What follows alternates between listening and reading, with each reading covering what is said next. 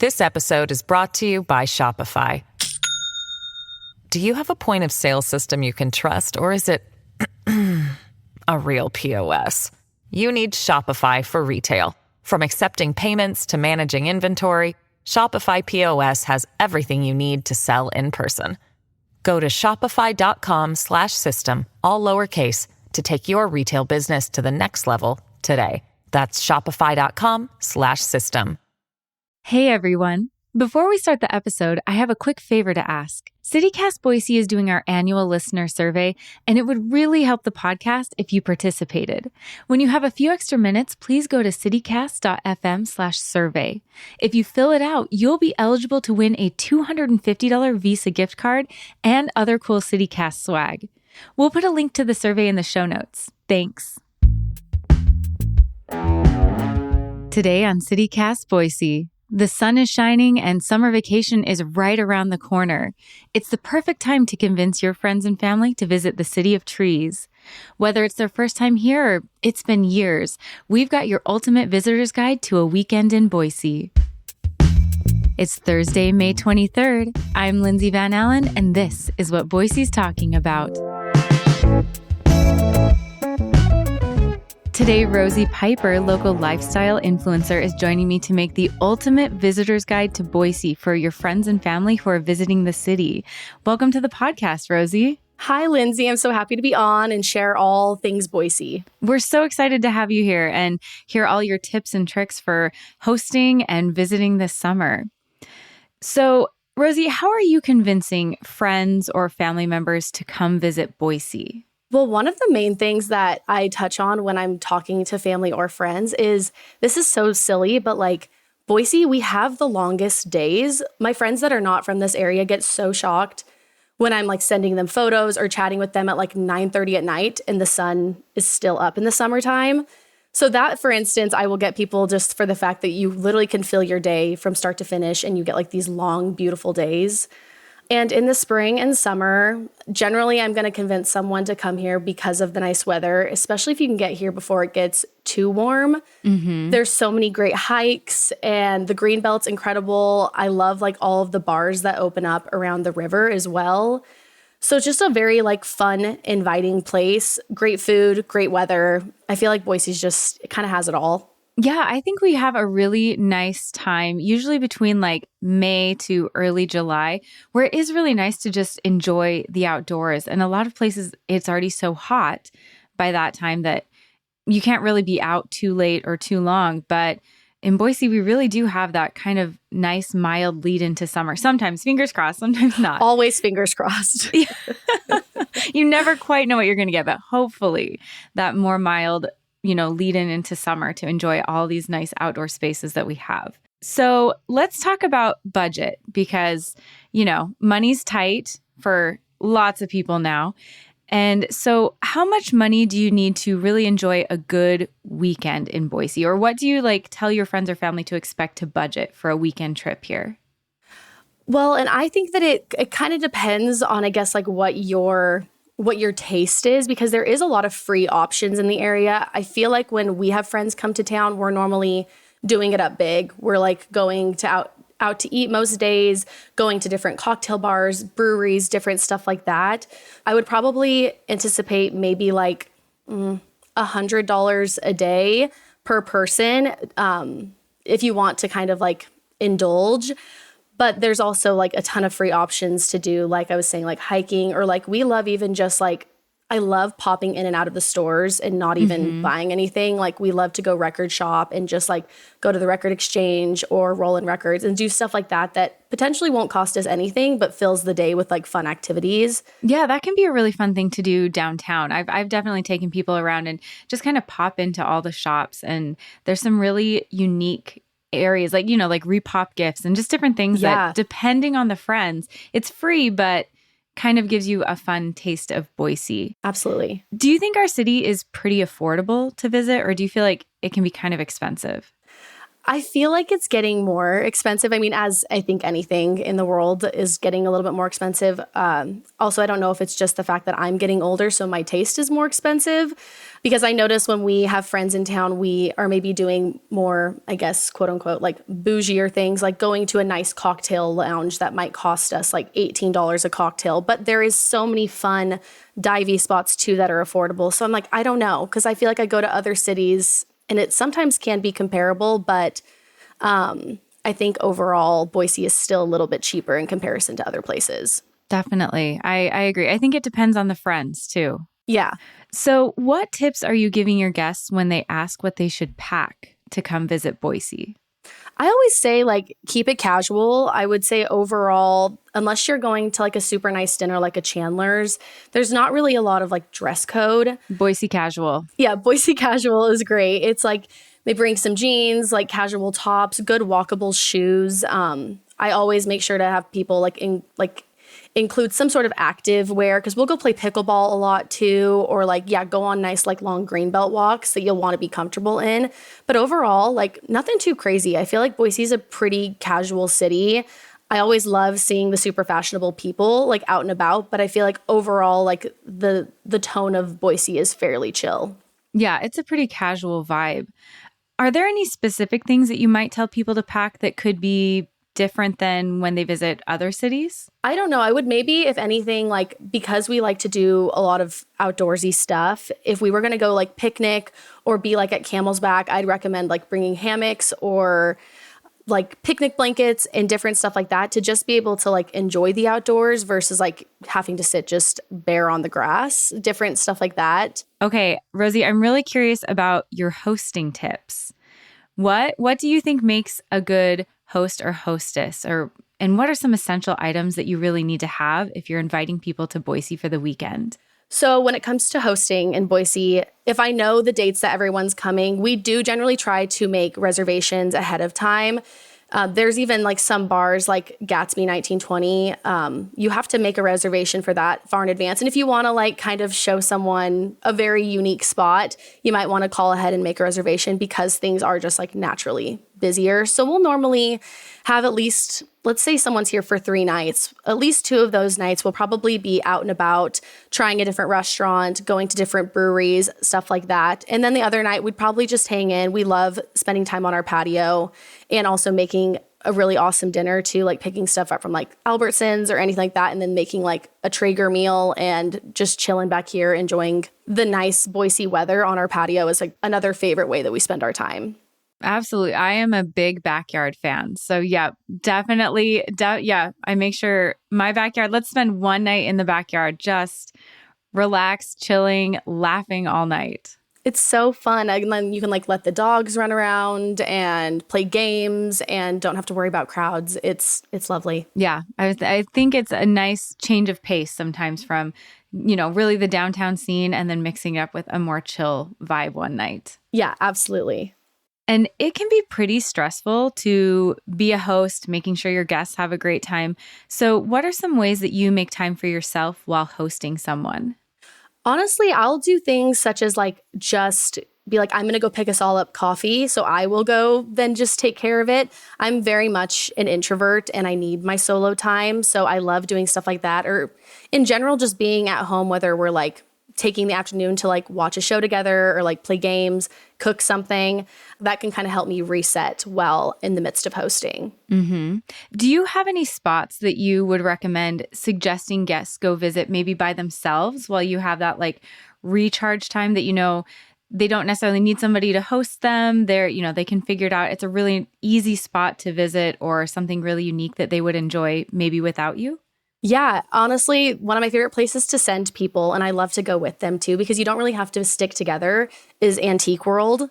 It is one of the most fascinating places. I just was there on Saturday for 2 hours with some family, but you all kind of like do your own thing. And I've even sent my brother and sister-in-law, like told them that they should go there. And I've told other people too. And it's like, you can go enjoy that by yourself. You don't need someone to like chaperone you through there. Honestly, it's better to not have someone telling you like it's time to go. You need to like just take your time through that whole place. So that's probably a place I'd send people. That is a great idea. Yeah, they can meander at their own pace and you get a little recharge time. That's a great idea.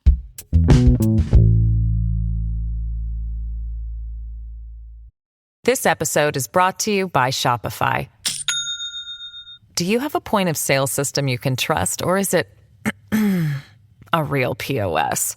You need Shopify for retail. From accepting payments to managing inventory, Shopify POS has everything you need to sell in person. Go to shopify.com/system, all lowercase, to take your retail business to the next level today. That's shopify.com/system. Well, let's dive into the itinerary. So let's say it's Friday and your guest arrives. What's the first thing you're doing? Okay, this is like very unique to our area. We're in the Meridian area, but we would take them to our favorite tap house, which is Good Apple Tap House. It's such a cozy, fun atmosphere. Lots of regulars, but even people that have followed my page and seen that recommendation, they've gone there on their trips and they're like, it is such an inviting, fun spot. Grab a beer. And then like 2 doors down is Uncle Bob's Pizza, both local family-owned spots. So we'd probably just like keep it easy, grab some pizza from there and like have a beer, kind of decompress, get ready for the weekend. And that would probably be our first spot to go. As a fellow Meridian girly, I appreciate that recommendation. It's such a kind of a little hidden gem and nobody knows about it. It's a little bit off the beaten path, but it is a really great place to just spend a Friday night. It's just easy. Like sometimes they have food trucks, they've got music. It's a great spot. And yeah, we love it. I like how you're keeping it chill the first night, kind of out, but nothing like hectic or busy. Are there any specific food recommendation spots that maybe you would send people, or maybe some late night eats? If you were going out to a nice dinner or like going out to eat, I would get your way like downtown and I would probably go to Percy. Percy and Wilder are probably 2 of my favorite spots, both owned by the same group, but incredible food, great cocktails. You might have to wait a little bit, but you can always like hop over to like Mother Earth or Boise Brewing and grab a beer while you wait. Those would be 2 recs for dinner. One of my favorite spots to send people for like a lunch is Porterhouse out in Eagle. I don't feel like a lot of people, I haven't heard a lot of people talk about it to me, but they've got incredible sandwiches. You also can get meat from their butcher there. So if you're going to do a night like of cooking in, you can grab your meat from there. It's just an easy, fun spot that like the sandwiches are so delicious. I dream about them all the time. That's such a good recommendation. I didn't know you could get meat from them. So yeah, it serves double purpose. Maybe like go eat there, get some meat for like a park day later or something. Yeah, and they even like you can get some of their sides to go. So if you wanted to take it to a park nearby, that would be a great spot to go to. I love it. I love it. Okay, so we had Friday evening or Friday afternoon and evening. What about Saturday? Your guest is going to be here the entire day. What do you do to make the most of their time? What I would do first is if it was Saturday in the spring and summer, I would look and see if there's any markets going on. I love, again, meandering through a market, like grabbing local produce and different like knickknacks. I love to do that. I would also probably take them again downtown and go to like shops like Mixed Greens, take them up into like Hyde Park area, maybe grab a breakfast sandwich at Certified Kitchen. That again is like my favorite breakfast sandwich. Anytime I'm in that area, I'm grabbing that. And that's also a great spot to like maybe go to Camel's Back for a little bit, hike around where it's maybe you don't even need a hiking shoes or anything crazy, but you can get up and get like a great viewpoint of Boise. That's probably how I would start the day. That's a great start. Well, and I think we have a really fantastic farmers market. I know I've talked about it a lot, but I think Boise just absolutely nails the farmers market. So I think that is a great way for people from out of state or out of town to really, explore all these different things in Boise in one spot. Yeah. That it would take way more than a weekend to learn about. Mm-hmm, absolutely. And it's just, gets yourself outside, gets your body moving, and like gets you downtown where there's so many more options of things to do. So where would you go after that for lunch or an afternoon activity? Okay, so for lunch, what I would do is get us more into the Garden City area because that's like my favorite area to also explore various breweries or wine bars as well. There is a spot, it's Black Moon Pizza. They have awesome pizzas. They also have great coffee as well. If you are feeling like a little bogged down after just walking in the sunshine and all that, you can grab a coffee and a pizza, hang out there for a little bit. And then I feel like that's like a perfect way to also get you into some of the breweries down in that area, which I love. Like you've got, this isn't a brewery, but a bar down there like Yard Arm is open seasonally, which is really fun and unique to the area. Then you can also go to Barbarian, which I love. They're like funky sour beers, and they've got a great outdoor setup too. You can just really like wander around Garden City, and there's so many really awesome places in that area too.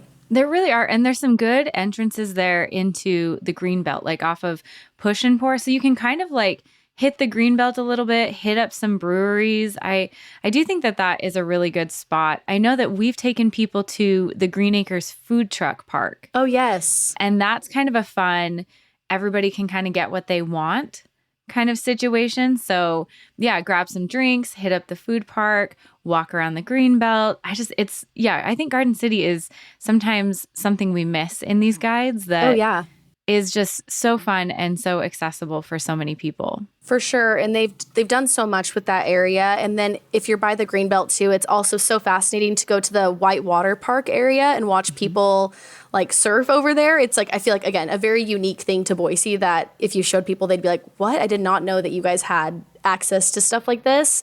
And it's just really fun to walk around that area. Yeah, very kind of chill, hanging out vibes, but maybe a different side of Boise that people wouldn't know about if they didn't have, an insider showing them around. Yeah. Okay, so Rosie, where are you heading for the evening? What's your evening vibe for Saturday? So I could go a couple ways, but one of the things that I like to even see if there's the option of is the Shakespeare Festival, especially during this nicer weather. It's a fun activity to go see a show, sit outside, and then you can also bring your own little picnic charcuterie situation with you. So that would be really fun. And then, but if for some reason, the people that we were with weren't interested in seeing something like that, we could go in different directions of just getting a nice dinner again. If I was going to get a nice dinner downtown this time of year, I would honestly go to Tavolata. I really like their pastas over there. Gets you right into the heart of downtown as well. Or even going to Bardenay. I love Bardenay. Mm-hmm. You have the options of doing the one downtown or going out to Eagle, which is really fun. So probably either some sort of activity that could be entertainment, or going again to a nice dinner. Yeah, I think, and especially this time of year, a lot of those locations have really great patios. So really just, if you've got that nice evening vibe, we've got the great weather, the long day. So the sun is still up, you get to see the beautiful sunset. Yeah, I think those are really fantastic ways to highlight Boise on a Saturday night. Yeah. Pretty much my main theme of spring and summer is to be outside as much as possible. So if I can be having a cocktail on the patio and happy hour and having good conversations in the sunshine, that's what I want to be doing. Okay, so we've made it to Sunday. We've had 2 jam-packed days full of lots of Boise activities. What are you going to do for the morning or, half the day before they've got to go back to the airport or start heading home? What are you going to do to highlight Boise Sunday morning? Okay, so no Boise trip is complete for me without a Goldstein's bagel. That bagel is to die for. They are so kind too in there, and every time anyone is around, we are going to get Goldstein's.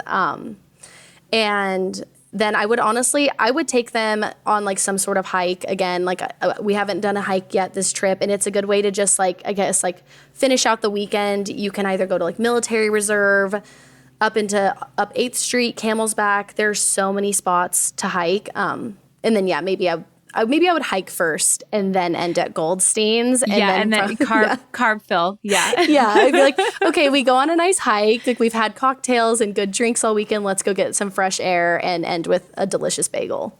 I think that's perfect. I think you have set up a really fantastic guide for people visiting Boise, and you really hit a lot of great things for, different types of people who'd want to come or people with different interests. So I think this really is a fantastic guide to Boise.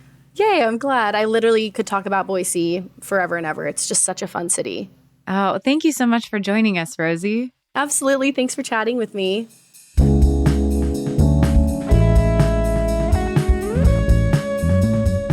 That's all for today here on CityCast Boise. If you enjoyed the show, why not tell a friend about us? We'll be back tomorrow morning with our Friday News Roundup. Catch you then.